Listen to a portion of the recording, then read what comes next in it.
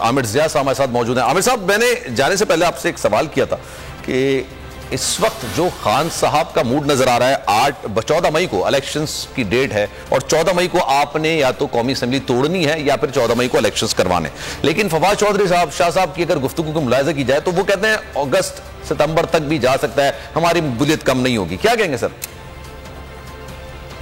دیکھیں، جو بھی پولیٹیکل پارٹی ہوتی ہے وہاں پر ایک تو میکسیملسٹ پوزیشن لی جاتی ہے اور نیگوسیشنز کے لیے لی جاتی ہے، پھر وہاں پہ جو لوگ نیگوشیٹ کر رہے ہوتے ہیں اس میں لچک ہوتی ہے۔ کہ عمران خان تو وہ بات کریں کہ جو انہوں نے اپنی طرف سے کہتے ہیں پبلک اسٹانس ہے، لیکن جب آپ گفتگو شریف کے لیے جاتے ہیں اور وہ یقیناً وہاں پہ جو باتیں ہوئی ہوں گی اس میں کچھ یہ بات ہوتی ہے، کچھ لوور دو، آپ کو فلیکسیبلٹی کا مظاہرہ کرنا پڑتا ہے۔ تو اس میں اگر حکومت سنسیئر ہوتی ہے اور حکومت کوئی چیزیں گیون کرنے کو تیار ہوتی تو میں نہیں سمجھتا کہ پی ٹی آئی بھی اس چیز کو اس پہ مزاحمت کرے گی، وہ اس چیز کو مان لے گی، کیونکہ بات یہ کہ مڈل گراؤنڈ پر آنا ہے۔ اس وقت صورتحال یہ نہیں ہے کہ عمران خان جو چاہے انہیں مل جائے، اور یہ بھی ممکن نہیں کہ جو پی ڈی ایم چاہے ان کو مل جائے۔ دونوں جو فریق ہیں ان کو کچھ نہ کچھ کنسیڈ کرنا پڑے گا تاکہ آپ مڈل گراؤنڈ پر ہیں اور پاکستان کو آگے بڑھنے کا راستہ ملے۔ جو ڈیڈ لاک آیا ہوا ہے یہ کیا مطلب ایک چیز ہے نا، خان صاحب کہتے تھے 14 مئی کو پنجاب کے انتخابات ہوں، پی ٹی آئی کا بیسیکلی آپ سمجھ لیں کہ ان کے پرسپیکٹو سے سوچا جائے تو وہ ان کے لیے بہترین چیز تھی۔ حکومت ہی چاہتی تھی ستمبر تک الیکشنز ہوں، پارلیمنٹ اپنی مدت پوری کرے، تو پھر یہ پاکستان تحریک انصاف کے پرسپیکٹو سے اس مذاکرات کا کیا فائدہ ہوا؟ وہ دیکھنا پڑے گا کہ حکومت اگر فرض کریں کہ سینیریو ہوتا ہے کہ اگر کسی چیز پہ میچولی دونوں فریق ایگری کرتے ہیں، اگست پہ کرتے ہیں، جولائی میں کرتے ہیں، کسی اور مہینے میں کرتے ہیں، تو ظاہر کہ پھر وہ اپنے بیانی کے ساتھ آئے گی پی ٹی آئی۔ لیکن اگر فرض کریں کہ یہ مذاکرات کولیپس کر جاتے ہیں، جس چیز کا اندیشہ زیادہ ہے کہ مذاکرات جو ہے کامیاب نہیں ہوتے، تو پی ٹی آئی پہلے اعلان کر چکی ہے کہ وہ سڑکوں پر ہوگی۔ اس میں اندیشہ یہ ہے کہ معاملات جو ہے وہ مزید خراب ہوں گے اس ملک کے۔ ہمیں جو معیشت پہ فوکس کرنا ہے پاکستان وہ نہیں کر سکے گا۔ جب بھی میں یہ کہہ رہا ہوں کہ جب تک کوئی مڈل گراؤنڈ نہیں آئے گا اس میں یقیناً اپنی جو انا ہے اس کو تھوڑا سا آپ کو قربان کرنا پڑے گا، کوئی حرج نہیں ہے۔ پاکستان کو پہلے رکھنا پڑے گا، جو پرویز مشرف صاحب کہا کرتے تھے کہ پاکستان فرسٹ، تو پاکستان کو اگر آپ مقدم رکھیں گے اور آپ یہ بات کہیں گے کہ جی ہمیں ملک کے لیے کچھ سوچنا ہے، تو یقیناً کچھ چیزوں پہ بالکل فلیکسیبلٹی، جیسے بات کر رہے تھے کہ نیب لا ہے، بالکل یہ کہیں کہ جی اگر ہم جیتے ہیں انتخابات اس کو ریورس کریں گے یا عدالت اس کو اٹھا کر پھینک دے، یہ چیزیں جو لوگوں کو فائدے پہنچانے کے لیے ہوتی ہیں اس پہ بالکل انفلیکسیبل رہنا چاہیے۔ لیکن ابھی ملک کو استحکام کی ضرورت ہے، اور استحکام کے لیے میرے خیال میں دونوں پارٹی ذرا سا اپنا فلیکسیبل ہو تو بہتر ہوگا۔ اور آپ کا تجزیہ کیا کہتا ہے، آج کچھ صورتحال نکل آئے گی اس حوالے سے؟ لیکن میں نے کہا کہ غالب امکان، مطلب امید کرنی چاہیے کہ کوئی بہتری کی صورت نکل آئے کہ 9 بجے مذاکرات شروع ہوتے ہیں رات کے، وہ ہمیں کوئی 12 بجے اگلے دن صبح جو ہے ہمیں کوئی خبر ملے کہ جناب کوئی ایگریمنٹ ہو گیا۔ لیکن خدا نہ خواستہ ایگریمنٹ نہیں ہوتا تو پھر صورتحال گمبھیر ہوگی، اور اس پہ میں یہ سمجھتا ہوں کہ جو ہائی ہینڈڈ ایکشنز ہیں گورنمنٹ کے ڈسینٹنگ وائسز کے اوپر وہ زیادہ بڑھیں گے۔ پی ٹی آئی اگر میدان میں آتی ہے، غیر یقینی صورتحال ہمارے یہاں بڑھتی ہے، اس کے نتیجے میں ہماری جو معاشی سرگرمیاں جو پہلی بہت خراب ہوئی ہیں وہ مزید متاثر ہو سکتی ہیں۔ پاکستان کو جو ایک آئی ایم ایف کی ضرورت ہے وہاں پہ ری تھنکنگ ہوگی۔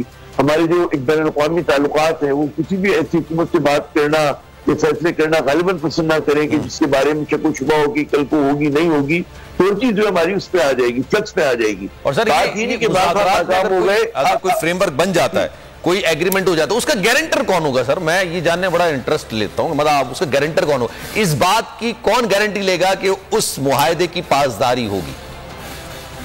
میرے خیال میں یہاں پر کردار ہمارے اداروں کا آتا ہے کہ وہ ایک تو ظاہر ہے کہ جو بھی ایگریمنٹ ہوگا ان کو سپریم کورٹ لے کے جانا، کیونکہ انہی کی ہدایت کے اوپر سپریم کورٹ کی مذاکرات ہو رہے ہیں۔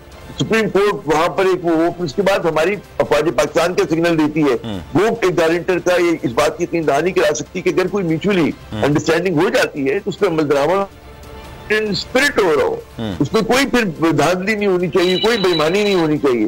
جب تک ہماری اس اسپرٹ کے ساتھ کام نہیں ہوگا اس وقت تک پاکستان آگے نہیں بڑھے گا۔ ابھی ہم بہت مشکل میں آ گئے۔ ابھی آپ اندازہ کریں کہ مطلب ہے دنیا کہاں جا رہی ہے، بھارت کس طرح سے اپنا کشمیر کے اوپر اپنی پالیسی کو آگے بڑھا رہا ہے، وہاں پہ وہ مطلب بڑے بڑے اجلاس ہو رہے ہیں۔ ہم لوگ جو ہے اپنے پوائنٹ آف ویو کو عالمی پیمانے پہ رکھ نہیں پا رہے صحیح طرح سے، وجہ یہ کہ ہم لوگ اتنے زیادہ پھنسے ہوئے ہیں کہ جو ہمارے کور نیشنل انٹرسٹ ہے، حتیٰ کہ آپ سوچیں کشمیر تو ابھی ذرا آگے بڑھا دیں کہ ہم آئی ایم ایف سے ڈیل نہیں کر پا رہے، ہم بائیلیٹرل تعلقات کو صحیح نہیں کر پا رہے۔ جب تک یہ چیزیں ہم لوگ حل نہیں کریں گے، اس کے لیے پولیٹیکل اسٹیبلٹی جو ہے پہلی شرط ہے۔ اور وہ حکومت کو سمجھنا چاہیے اور میرے حزب اختلاف کو بھی اور اداروں کو بھی کہ اس کنسنٹ چلیں. اور جتنا زیادہ پبلک میں یہ بات ہوگی کہ جناب ہم مذاکرات کریں, it should be held away from the media glare, وہاں پہ بات کریں. اور جو ہارڈ لائنرز ہیں, ہوکس ہیں ہر پارٹی میں, ہر اس میں ان کو کہیں بھائی آپ خاموش ہوں, مطلب پاکستان کا سوال ہے, اور اس میں پھر کوئی نتیجہ نکالیں. کیونکہ اگر جو میکسیملسٹ پوزیشن ہے اس سے سلمان صاحب بہت نقصان ہوا ہے اور مزید ہوگا. جناب چلیں sir, thank you so much for your time sir. ہوائے نفس کی ہے حکمرانی, لٹیرا کر رہا ہے پاسبانی. بول نیوز کے مارکیٹنگ ہیڈ آکاش رام تاحال لاپتہ, تفتیشی ادارے جواب دینے سے قاصر. اہل خانہ پریشان, بیٹے کی جدائی میں ماں غم سے نڈھال. جو بچو ہندو ہوا پر آئے تھے جو کو پاکستانی, مجھے مہربانی کرے پنجو آکاش واپس کयो. امریکی سینٹ میں کانگریس مین کی آکاش رام کے اغوا کے خلاف پرزور مذمت. And I, of course, have been concerned about some of the terrible disappearances, some of the abuses of human rights in Pakistan. United nation نے بھی آکاش رام کی بازیابی کے لیے مؤثر اقدامات اٹھانے کا عندیہ دے دیا. مشکل کی اس گھڑی میں عالمی میڈیا سمیت انڈین میڈیا بھی چیخ چیخ کر آکاش رام کی بازیابی کے لیے آواز اٹھا رہا ہے. عالمی صحافتی تنظیم اور انسانی حقوق کی عالمی تنظیموں کی بھی آکاش رام کے اغوا کی مذمت. اف کیا ظلم ہے, بول انصاف کا منتظر. سبسکرائب کریں اور بیل دبائیں تاکہ کوئی خبر رہ نہ جائے.